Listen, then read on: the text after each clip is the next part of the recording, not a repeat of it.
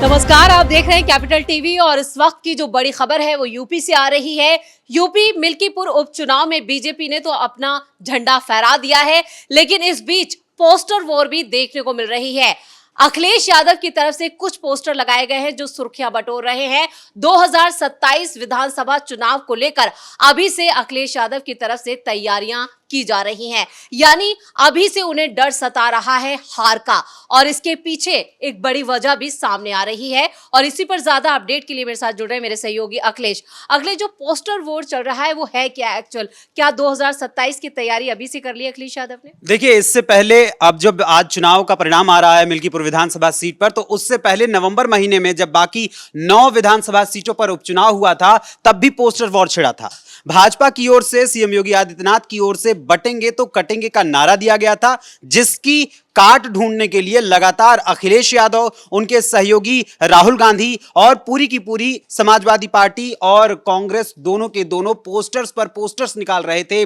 जिसमें कभी 27 का सत्ताधीश बताया जा रहा था, कभी अलग अलग नारे दिए जा रहे थे। यह कोशिश की जा रही थी कि भाई किसी भी तरीके से ये जो बटेंगे तो कटेंगे का नारा है, इसको नेस्तो नाबूद कर दिया जाए और हिंदुओं को एकजुट होने ना दिया जाए। और अब जब 2024 में जब नवंबर महीने में चुनाव हुआ और 9 सीटों में से केवल 2 सीटें, एक इन्होंने मैनपुरी की करहल विधानसभा सीट जीती और दूसरी कानपुर की सीसामऊ विधानसभा सीट,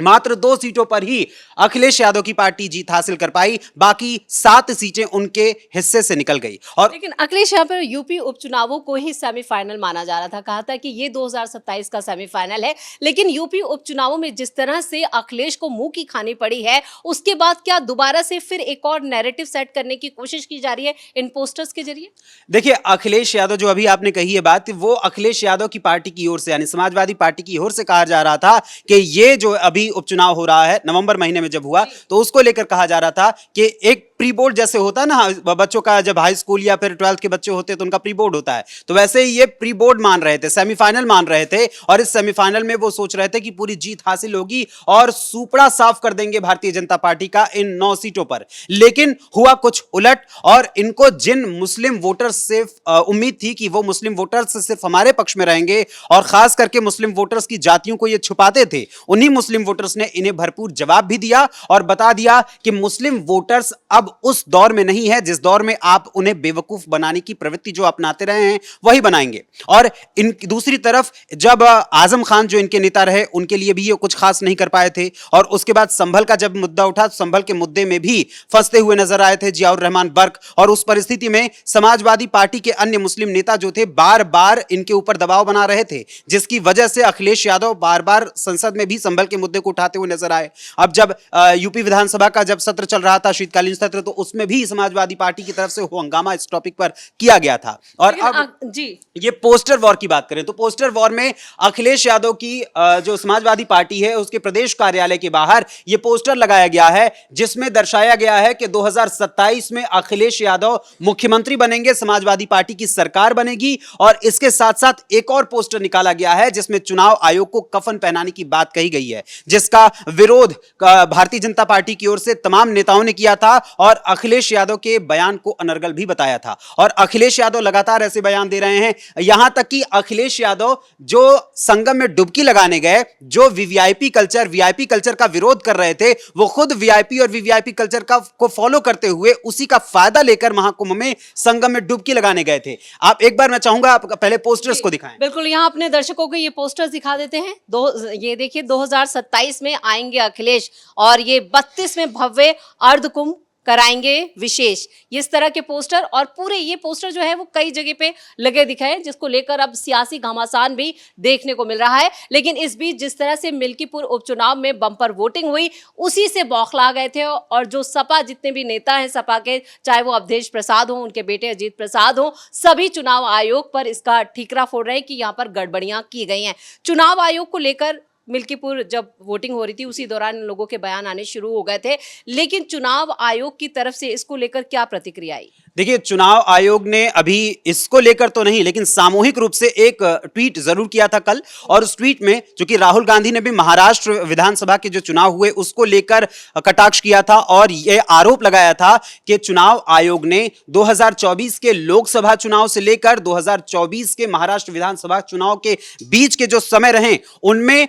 पिछले 5 सालों की तुलना में 5 महीनों में इतने अधिक वोटर्स जोड़ दिए कि जिसकी वजह से भारतीय जनता पार्टी जीत गई। और इसके बाद अखिलेश यादव ने इधर आरोप लगाया, दिल्ली में अरविंद केजरीवाल ने आरोप लगाया था। तो इन तीनों को सामूहिक रूप से चुनाव आयोग ने अपने ट्वीट में जवाब दिया था कि सभी को आंकड़े के साथ पूरा जवाब दिया जाएगा। और दूसरी चीज, जो अखिलेश यादव बार बार उन्हें अपने प्रदेश में फोकस करना चाहिए था, वही अखिलेश यादव पहुंच गए थे दिल्ली में अरविंद केजरीवाल की सरकार बनाने के लिए। और अरविंद केजरीवाल जो खुद अपनी सीट नहीं बचा पाए, वो दिल्ली के मुख्यमंत्री बनने का ख्वाब अगली बार देख रहे थे कि भाई हम फिर से अब यहां पर मुख्यमंत्री बन जाएंगे, जबकि सुप्रीम कोर्ट ने तुरंत फटकार लगाई थी कुछ समय पहले कि अब आप मुख्यमंत्री नहीं बन सकते। अखिलेश यादव वहां पर एक नया अपना तिकड़म लगाने के लिए पहुंचे हुए थे और राहुल गांधी के खिलाफ भी नजर आए थे। और अभी जब अमेरिकन की बात आई थी तो उसको लेकर, जो अमेरिका से भेजे गए भारतीय थे उनको लेकर जब बात आई तो एक साथ संसद में दिखाई दिए और विरोध करते हुए, कहीं हथकड़ी लगाकर, कहीं पांव में बेड़ियां पहनकर,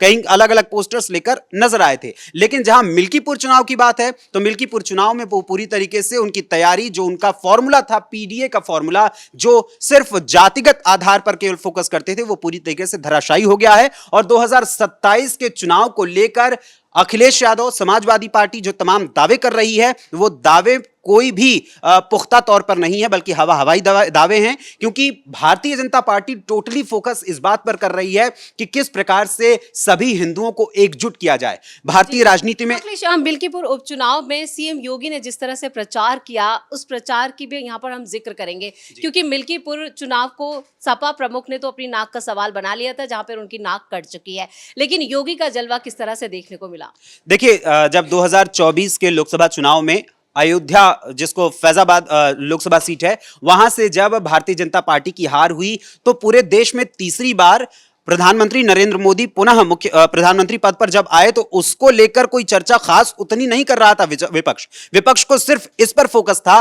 कि किसी भी तरीके से फैजाबाद यानी अयोध्या की लोकसभा सीट पर जिस तरीके से बीजेपी की हार हुई, क्योंकि बीजेपी जो राम मंदिर है उसको बहुत बड़ा मुद्दा के तौर पर यूपी में खास करके प्रस्तुत कर रही थी, उसको लेकर अयोध्या के राजा, बिल्कुल अयोध्या के राजा श्री रामचंद्र को दिखा रही थी। लेकिन अयोध्या के राजा अखिलेश यादव के अनुसार अवधेश प्रसाद बन गए और अवधेश प्रसाद की जीत को लेकर वो यूपी से लेकर दिल्ली तक पूरे भारत में यही प्रचार करता हुआ नजर आया विपक्ष कि चाहे भले ही जो भारतीय जनता पार्टी है वो सत्ता में आ चुकी है अपने एनडीए के सहयोगी दलों की वजह से, लेकिन उसके बावजूद अयोध्या की सीट वो बचा नहीं पाई है। और अयोध्या की जो फैजाबाद लोकसभा सीट थी वो सबसे ज्यादा चर्चा में रही थी। और उसी के बाद जब चुनाव परिणाम आए तो चुनाव परिणाम के बाद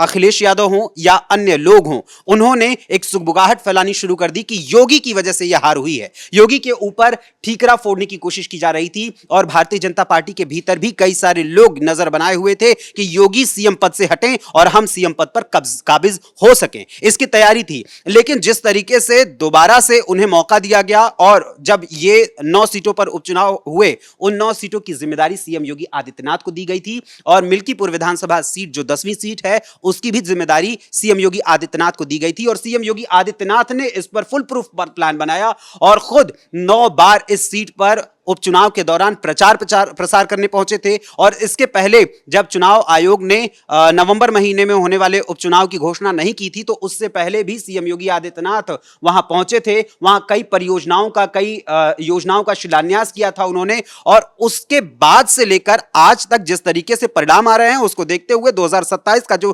ख्वाब देख रहे हैं अखिलेश यादव और समाजवादी पार्टी के लोग कि 2027 में सत्ताधीश बनेंगे, वो सत्ताधीश बनने का ख्वाब चकनाचूर होता नजर आ रहा है। आपने यहाँ पर 2027 चुनावों का जिक्र किया है, लेकिन जो पोस्टर वोट दिखाई दे रहा है, क्या ये मुंगेरी लाल के हसीन सपने ही साबित होंगे? बिल्कुल मुंगेरी लाल के हसीन सपने साबित होंगे और पूर्वांचल में एक कहावत है, घर में नहीं है खाने को, अम्मा चली भुनाने को। और ऐसी परिस्थिति में जब 2024 और 25 में जो उपचुनाव हुए उन्हीं पर आप पूरी तरीके से काबिज नहीं हो पाए और 2027 में आप ख्वाब देख रहे हैं कि 2027 में हम चुनाव लड़ेंगे, जीतेंगे और सत्ताधीश बनेंगे। और अखिलेश यादव जो 2022 के चुनाव में एकदम ताबड़तोड़ एक्शन में आए थे कि कैसे योगी बन गए यहां पर दोबारा से मुख्यमंत्री, अब मैं यहीं का चुनाव इन्होंने लड़ने की कोशिश की और उसके बाद ये लड़कर पहुंचे भी विधानसभा। मगर जब 2024 का लोकसभा चुनाव आया तो उन्हें सीधे दिल्ली की कुर्सी दिखाई दी कि दिल्ली में अब हमें काबिज होना है, दिल्ली में अपना कद बढ़ाना है, क्योंकि वहां पर उनका टोटली फोकस था, जिसकी वजह से अखिलेश यादव के हाथ से कहीं ना कहीं यूपी पूरी तरीके से फिसलता हुआ नजर आ रहा है। और 2027 में भी उनके लिए, जैसा आपने कहा कि मुंगेरी लाल के सपने ही साबित होंगे, तो वो सच साबित होता हुआ दिखाई दे रहा है, क्योंकि 2012 में जब वो मुख्यमंत्री बने तो अपने पिता की बदौलत बने थे। चलिए, इस तमाम जानकारी के लिए बहुत बहुत धन्यवाद।